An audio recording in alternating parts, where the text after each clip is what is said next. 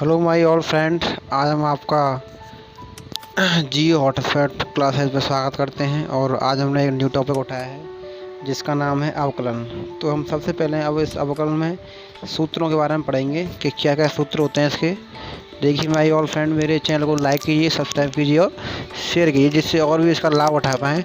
तो हम आज की वीडियो को शुरू करते हैं और बहुत शानदार वीडियो है, आपको देखने में बहुत आनंद आएगा और उससे आपके अवकलन के सूत्र भी क्या हो जाएंगे, क्लियर हो जाएंगे। देखिए सबसे पहले शुरू करते हैं अवकलन।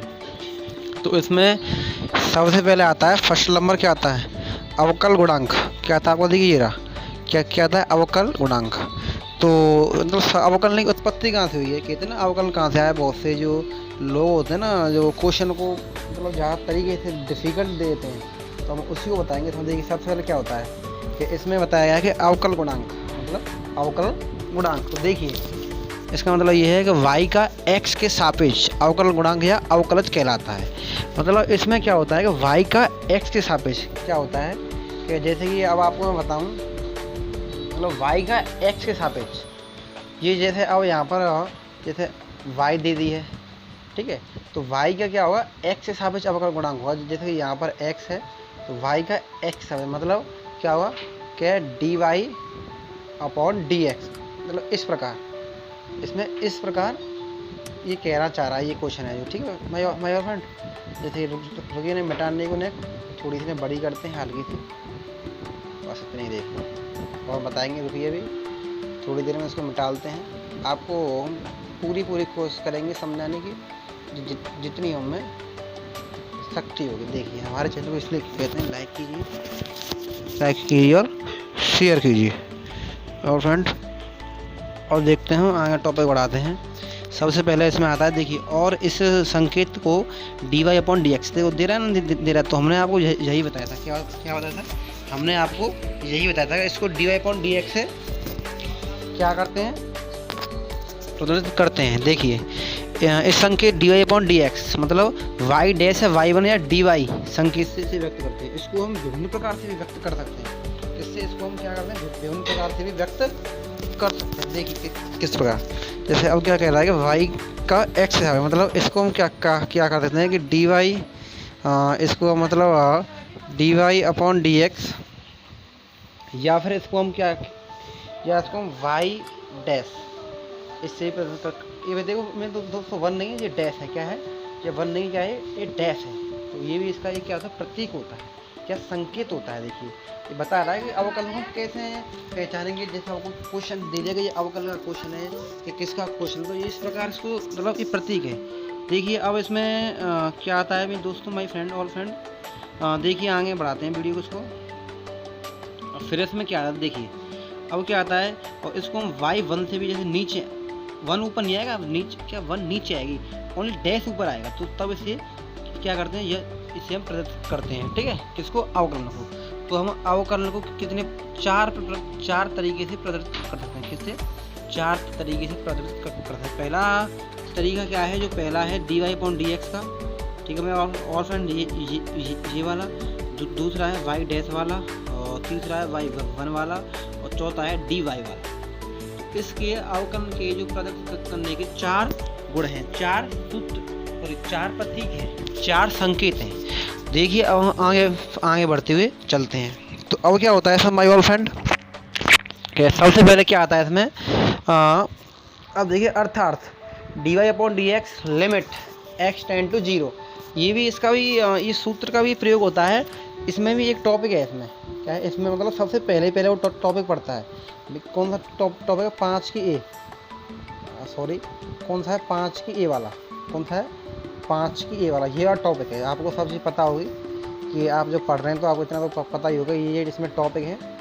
तो हम उन टॉपिकों की वीडियो बना के दे देंगे, इसकी हम PDF आपको दे देंगे। पहले इसको समझिए, फिर उसके बाद हम आपको टॉपिक बताएंगे कि मैथ में कितने टॉपिक होते हैं, क्या है सिस्टम। देखिए अब हम आगे बढ़ते हैं। देखिए क्या होता है कि सबसे पहले अब इसमें दूसरे नंबर आता है फलन की अवकलनीयता। तो ये है कौन सा है, ये है आपका 5 की ए वाला टॉपिक। कौन सा है, 5 की ए वाला, कौन सा है, फलन की अवकलनीयता। इसमें पूछता है, तो इसमें लिमिट आती है, आपको क्या लिमिट आती है। अब देखिए हम आगे चलते हैं। तो अब क्या होता है इसमें, फलन f(x) अपने प्रांत के किसी बिंदु पर अवकलनीय कहलाता है यदि उस बिंदु पर उसका अवकलन परिमित रूप में विद्यमान है, तो अतः f(x) x बराबर a पर अवकलनीय है। अगर वो किसी बिंदु पर अवकलनीय हो जाता है, अगर जैसे कि कोई फलन दे दिया है और किसी भी बिंदु पर अवकलनीय हो जाता है, तो हम क्या कहते हैं कि f(x) x बराबर a पर। अब भाई x a मतलब कुछ एक पर, दो पर, तीन पर क्या होगा, वो आपका फलन क्या कहलाएगा दोस्तों, अवकलनीय कहलाएगा। क्या अवकलनीय कहलाएगा। देखिए मेरे ऑल फ्रेंड, आगे बढ़ते हैं। इसी प्रकार आपको बहुत, शायद मैं उम्मीद करता हूँ कि आपको बहुत कुछ समझ में आ गया। देखिए मैं आपको धीरे धीरे समझाने की कोशिश करूँगा, आपको PDF भी दूंगा, पहले इसे ध्यानपूर्वक देखें।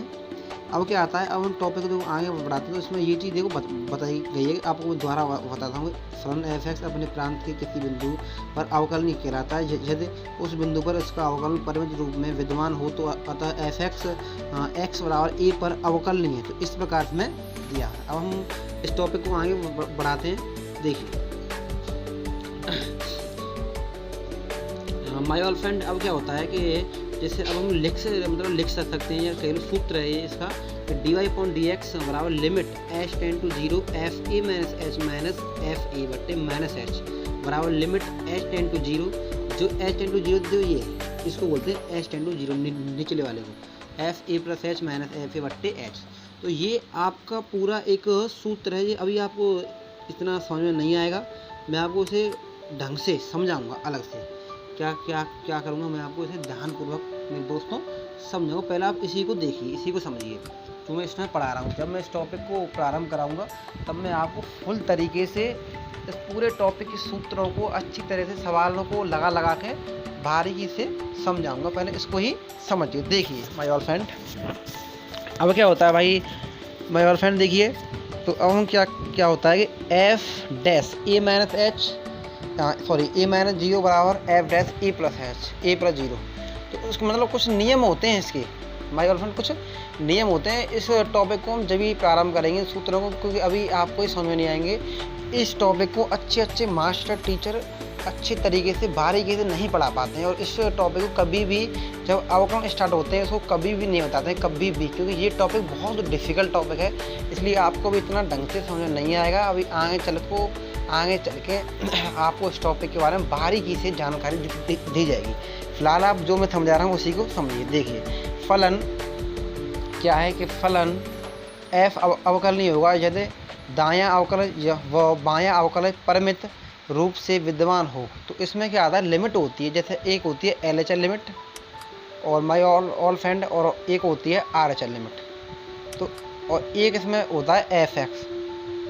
अगर जो तीनों हैं जो बराबर आ गए, तो यूँ समझिए कि फलन अवकलनीय है। क्या है, फलन अवकलनीय है। तो अभी आपको देखो मेरे भाई और स्टूडेंट, अभी आपको इतना ढंग से समझ नहीं आएगा, क्योंकि मैं खुद ही कह रहा हूँ। इसमें अभी दिक्कत ये है कि ये टॉपिक बहुत डिफ़िकल्ट टॉपिक है। जो अच्छे टीचरों मास्टरों की क्या बात करते हो, अच्छा पे नहीं आता है। जो जाने वाले टीचर हैं यहाँ के जानते हो भाई दोस्तों, आप कहीं से भी हो, हमारे यहाँ के जाने वाले टीचर भी कहते हैं कि ये इस टॉपिक को पढ़ाना अच्छी बात नहीं है।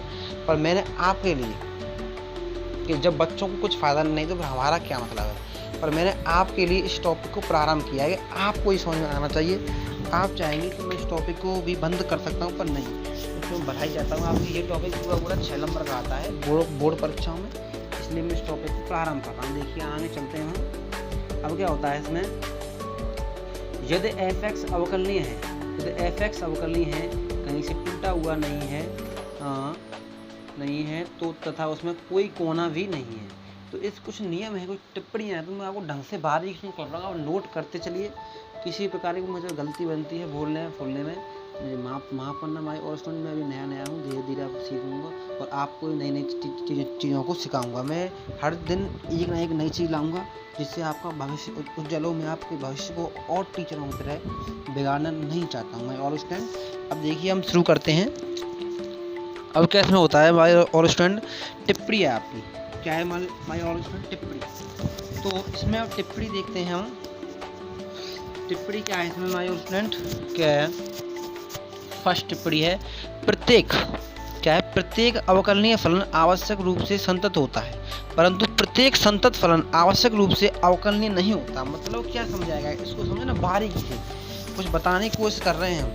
क्या कर रहे हैं, कुछ बताने की हम कोशिश कर रहे हैं। देखिए क्या मतलब है इसका, मतलब ये है कि प्रत्येक अवकलनीय फलन आवश्यक रूप से संतत होता है, परंतु प्रत्येक संतत फलन आवश्यक रूप से अवकलनीय नहीं होता है। मतलब कहना ये चाहता है जो प्रत्येक जो अवकलनीय फलन है, मतलब जो उसमें तीनों चीज़ बराबर आ गई हैं, कौन कौन सी चीज़ें, वो तीनों चीज़ क्या है, RHL लिमिट।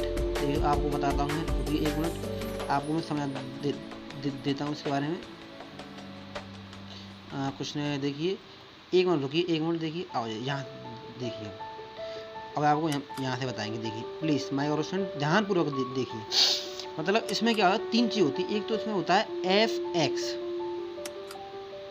बराबर RHL लिमिट बराबर LHL लिमिट, जो आपको हम वहीं पर समझाएंगे।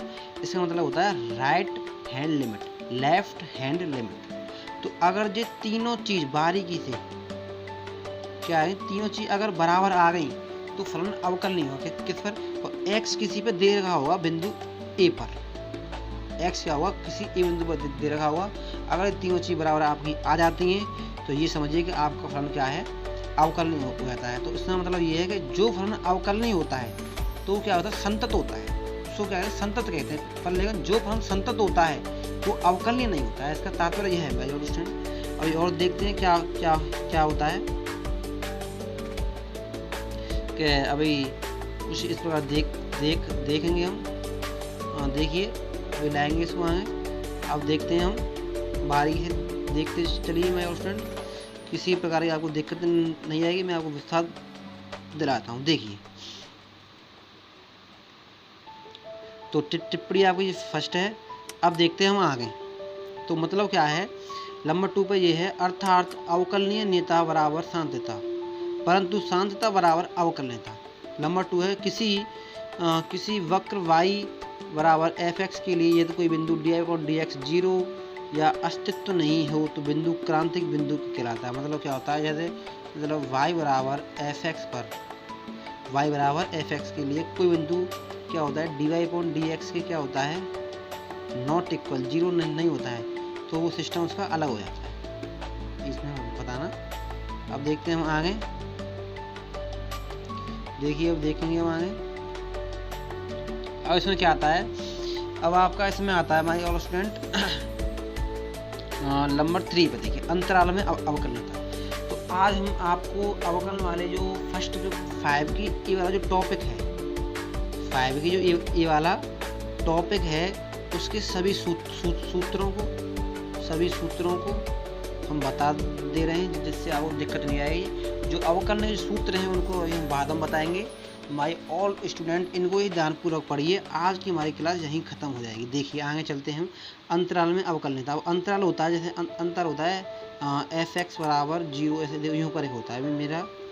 मुझे भी नहीं दिक्कत चल रही है, मेरे ऑप्शन पैसे की कमी चल रही है। आप अगर लाइक करेंगे इस चैनल को तो शायद देखिए पैसा होगा तो मैं और ढंग से पढ़ा पाऊँगा। अभी तो फिलहाल मैं फ़ोन से आपको पढ़ा रहा हूँ। देखिए नंबर ए है, फलन fx विवर्त अंतराल AB में अवकलनीय होता है यदि यह इस अंतराल के प्रत्येक बिंदु, ये वाला पॉइंट है, प्रत्येक बिंदु पर अवकलनीय हो। नंबर बी वाला पॉइंट देखिए, फलन fx संवृत अंतराल AB में अवकलनीय होता है यदि यह अंतराल AB फर्स्ट है, अंतराल AB की प्रत्येक बिंदु पर अवकलनीय हो। x a पर दायां अवकलज विद्यमान हो, x b पर बायां अवकलज विद्यमान हो। तो माय ऑल स्टूडेंट आज की क्लास हम यहीं ख़त्म करते हैं। इस चैनल को लाइक कीजिए, सब्सक्राइब कीजिए और अपने फ्रेंड सर्कल में शेयर कीजिए। तो हम आपको एक चीज़ इसमें नोटिस देते हैं कि जो हमने टॉपिक पढ़ाया है ना माय ऑल स्टूडेंट, जो हमने जो टॉपिक पढ़ाया है उस टॉपिक को हम ढंग से आपको बताते हैं कि ये टॉपिक जो है इसमें क्या है, इसमें अवकलन के किसके इसमें ज़्यादा गहरा अवकलन के सूत्र 5 की A के हैं। किसके हैं, 5 की A के, 5 इसमें अवकलन सूत्र 5 की A के। इसलिए आज की क्लास को यहीं ख़त्म करते हैं। माय ऑल स्टूडेंट मुझे आपको विश्वास है कि आप इस चैनल को लाइक करेंगे, शेयर करेंगे। इसलिए आज की क्लास यहीं ख़त्म करके आपको मेरा गुड मॉर्निंग, गुड आफ्टरनून, इसलिए बाय। कल आपको नई क्लास में मिलेंगे और इस टॉपिक को, अगले सूत्रों को PDF आपको प्रोवाइड करेंगे। इसलिए आज की क्लास हम यहीं ख़त्म करते हैं। इसलिए माय स्टूडेंट, ओके बाय।